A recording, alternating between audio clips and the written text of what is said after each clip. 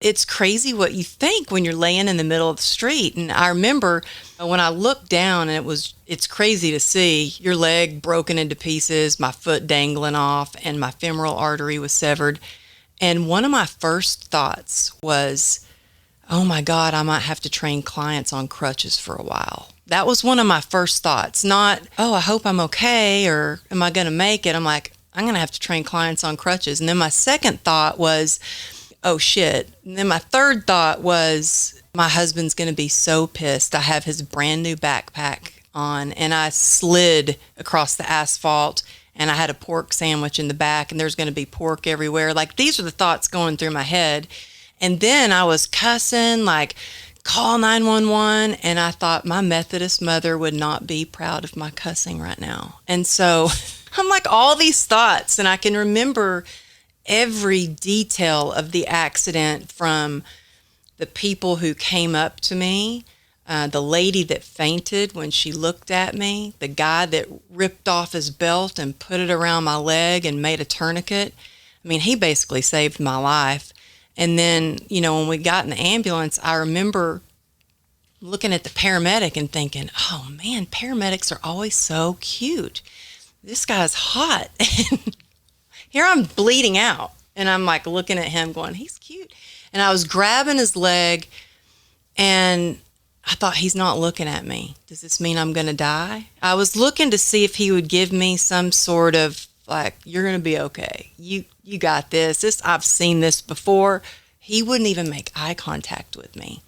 Then they start trying to cut my jacket off, and I'm like, whoa, whoa, whoa, that's a brand new Lululemon jacket. Don't cut it. I can get this thing off. And so I'm on the gurney trying to get that off and rushed to the hospital, which seemed like the longest time. And when we got there, I heard crying, and it was my husband. And he's a tough guy. He's big like you, and tall, and he's, I'd never seen him cry. And I was like, this must be really bad.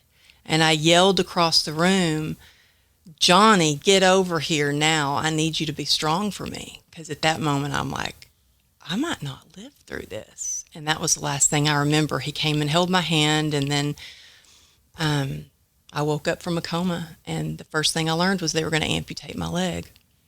Damn. What'd that make you think? Well, they said, and by the way, folks, if you're not watching the video, she's got both her legs. Isn't that pretty too, though? It's way prettier than no leg. Yeah, it's a leg, and it's all scarred up, but I've learned to appreciate it, which took me a long time. Yeah, now that's a baby scar. Don't even worry about that. Yeah, just little. But I mean, it would be way worse if you literally couldn't walk. Oh, no leg or a prosthetic. I think even people with prosthetic legs, they should feel fortunate. Like someone said, like, you're pissed off because you can't get new shoes till you met some guy with no feet. Yeah, it's like, and then the people with no feet, meet somebody with no legs, and the people with no legs meet somebody with no legs or arms. Mm-hmm. You have to be grateful regardless of your circumstances. One day I was being ungrateful, and I was just frustrated, and I was sitting in my kitchen, and I'm like, I just want them to cut it off. I can't take this pain. And my husband said, I can't believe you're saying that. Do you know how lucky you are that you have both your legs, that you can jump in the swimming pool, that you can, and not have a leg rust on you, prosthetic rust, or, you can walk on the beach. You can do all these things. And so sometimes I think when it's hard to get your own perspective, it's good to have people around you who can kind of knock some into you. Mm-hmm. That's hard enough by itself, just trying to get a good, circle around you. Mm-hmm. Have you always had good people around you? Again, though, I think that to have good people around you, you have to be good to people. You have to really be there for people. And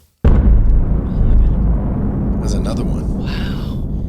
Yeah, because people don't understand how important it is to where, like, if you aim to help other people and focus on others, that's how you get what it is you want. And it's true when it comes to, like, how do I hang around good people? You be a good person.